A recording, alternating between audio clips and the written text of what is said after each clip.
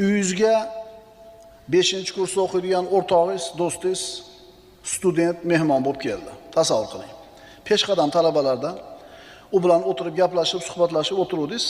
Uni orqasidan mana shu student o'qiydigan universitetni professori kirib keldi. Yoki ana shu jamiyaning rektori kirib keldi. Olim odam, jamiyatda martabasi baland, hurmati baland.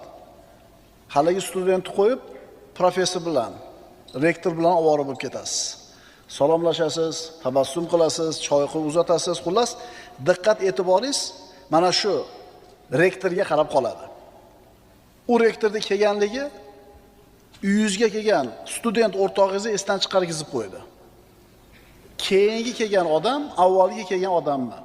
Keyingi kelgan mehmon avvalgisini unuttirib qo'ydi. Ya'ni bitta narsa ikkinchi narsani unuttirib qo'ydi.